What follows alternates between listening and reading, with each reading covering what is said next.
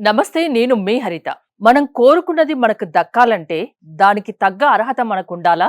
లేకుంటే law of attraction వల్ల ఇది సాధ్యమవుతుందా? తెలుసుకుందాం. స్టూడియోలో ఉన్నారు result oriented law of attraction coach విశ్వం విజయ్. విజయ్ గారు నమస్తే అండి. నమస్కారం అండి హరిత గారు. మనం కోరుకున్నదల్లా మనకు దక్కితే నిజంగా ఎంత బావుంటుంది కదా! అవును మేడం. కానీ కొన్ని దక్కుతాయి, కొన్ని దక్కకుండా పోతాయి. ఆ కోరుకున్న దక్కాలంటే ఏమన్నా అర్హత ఉండాలా? విశ్వం విజయ్ గారిచే నిర్వహించబడే advanced law of attraction class attend అవ్వాలి అనుకుంటే కామెంట్ సెక్షన్ లో ఉన్న గూగుల్ ఫామ్ ని ఫిల్ చేయండి లేదా డిస్ప్లే అవుతున్న నెంబర్ కి కాల్ చేయండి. ధర్మో రక్షిత రక్షితః యద్భావం తద్భవతి. దీనికి ఏంటంటే madam desire and deserve madam. కోరుకున్న కోరిక, ఇంకోటి కోరుకున్న దానికి మన అర్హత. ఈ రెండిట్లో నేనేమంటానంటే అర్హతే ఉండాలంటాను మేడం. అయితే ఎలా మరి సరే మరి మీరు లా ఆఫ్ అట్రాక్షన్ అంటే అన్నీ కోరుకున్న అన్నీ వస్తాయంటారు గదా!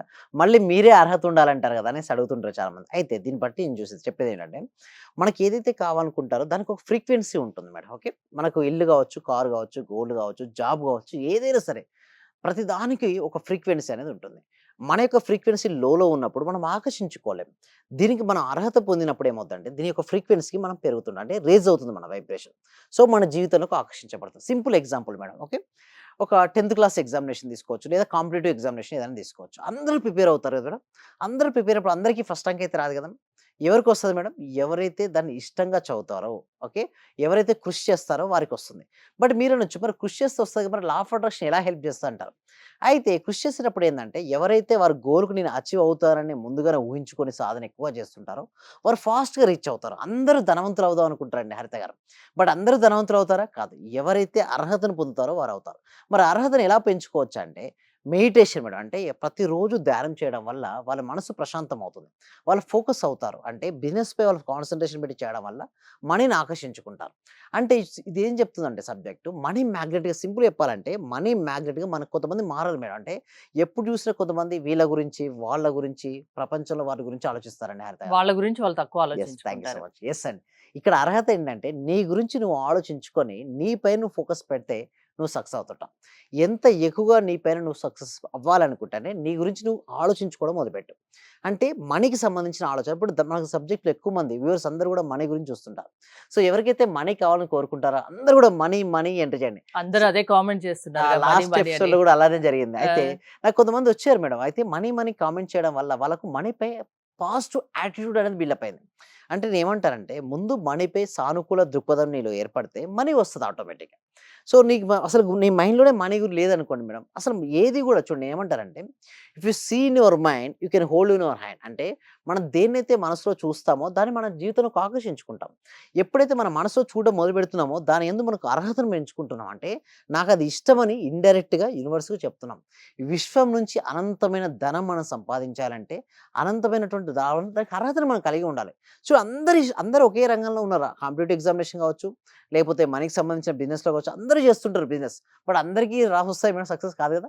ఎవరైతే సక్సెస్ కావాలని గట్టిగా, దృఢంగా సంకల్పిస్తారో వాళ్ళు గొప్పగా అర్హతను పొందుతారు. అంటే దీనికోసం మెడిటేషన్ చేయొచ్చు, విజువలైజేషన్ చేయొచ్చు. అంటే గొప్పగా ఊహించుకోవడం కలలు కనడం కావచ్చు. గ్రాటిట్యూడ్ అంటే కృతజ్ఞత తెలియజేయడం. చాలామందేందంటే రూ. 1 వచ్చిందనుకోండి మేడం. ఆ రూ. 1 తక్కువ చేస్తుంటారు. నేనేమంటానంటే మన లా ఆఫ్ అట్రాక్షన్ సబ్జెక్ట్ ప్రకారం మీకు ఎంతైనా రానివ్వండి సాలరీ 10,000 రావనియండి, 50,000 రావండి. First be happy about whatever you have. ఎప్పుడైతే మనం కృతజ్ఞత చూపించడం వల్ల మనం ఏది హ్యాపీ ఫీల్ అవుతాం అంటే ఉన్న దాని పట్ల ఆనందంగా మనం ఫీల్ అవుతాం మేడం. ఎప్పుడైతే మనకి ఏదైతే ఉందో దాని యందు గనుక మనం ఆనందంగా ఫీల్ అవుతే మన లోపల ఫీలింగ్స్ మారిపోతాయి. యద్భావం తద్భవతి. అంటే సాధారణంగా చాలామంది ఏమంటారంటే మనీ వచ్చినంక మనం ఆనందంగా ఉంటాం అనుకుంటారు. బట్ మన సబ్జెక్ట్ ఏం చెప్తదంటే ముందు be happy about whatever you have. నీ దగ్గర ఏదైనా ఉండనివ్వండి. చిన్న ఇల్లే ఉండని, చిన్న కారే ఉండని, గోల్డే ఉండని ఏదైనా సరే first be happy about whatever you have. ఉన్నతమైన దాని కోసం ప్రయత్నించు. ఈ ప్రయత్నించే క్రమంలోనే నువ్వు ఎన్నో ఎన్నో సాధిస్తావు. అయితే కొంతమంది ప్రయత్నిస్తుంటేనే కొంతమంది ఏంటంటే విమర్శిస్తా ఉంటారు మేడం.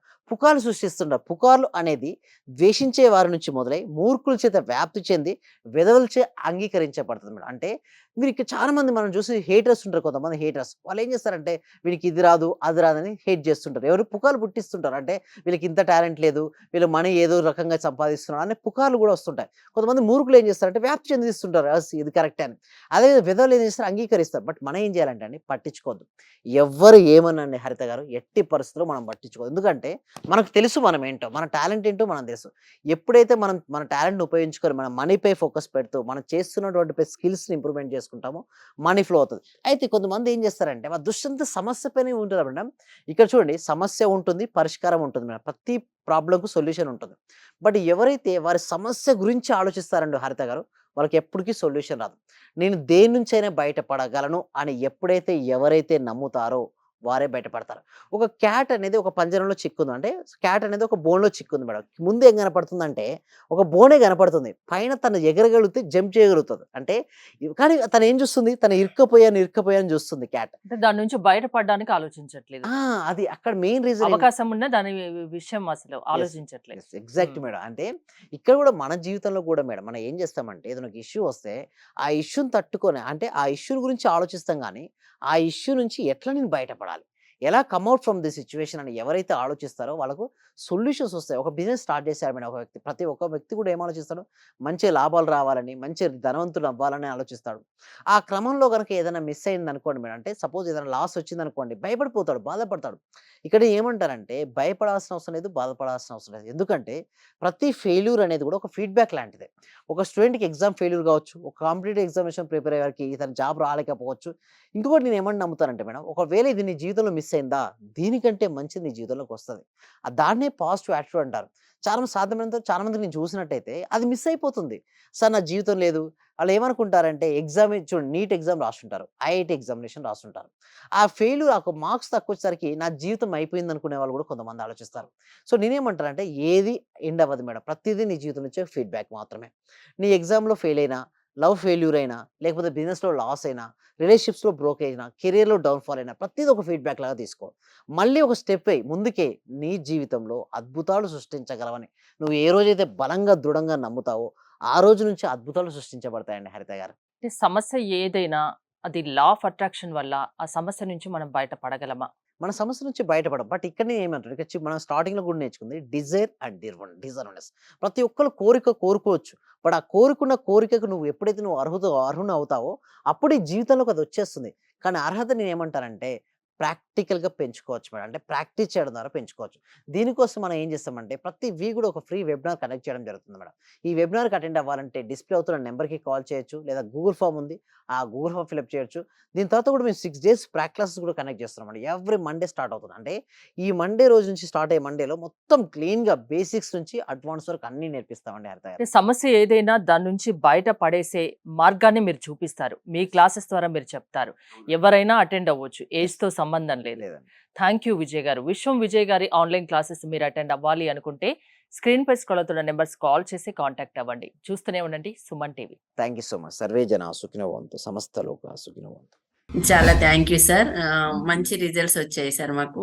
స్టార్ట్ చేసిన ఫస్ట్‌లోనే నేను ఒక 6 మంత్స్ నుండి ఎదురు చూస్తున్న పెండింగ్ బిల్స్ 2 వచ్చాయి సార్. 2,24,000 ఒకటి, 1,05,500 ఒకటి సార్. నాకు చాలా హ్యాపీగా ఉంది. అంటే యాక్చువల్‌గా నాకు ఆ టైంలో చాలా అవసరం కూడా. అది కరెక్ట్ టైంలో నేను ఇది స్టార్ట్ చేసిన 2 డేస్‌కే అనుకుంటా సార్ నాకు అవి వచ్చేసి నా అకౌంట్‌లో క్రెడిట్ అయినాయి. Thank you sir. నేనంటే ఇంత అనుకోలేదు sir. Thank you sir. Thank you so much. Thank you so నేను మచ్ అండి. Thank you so much. అంటే నమ్మకంతోనే స్టార్ట్ చేశాను. కానీ ఇంత ఫాస్ట్‌గా రిజల్ట్స్ ఎక్స్‌పెక్ట్ చేయలేదు sir. Thank you sir. Thank you so much అండి సత్యవతి.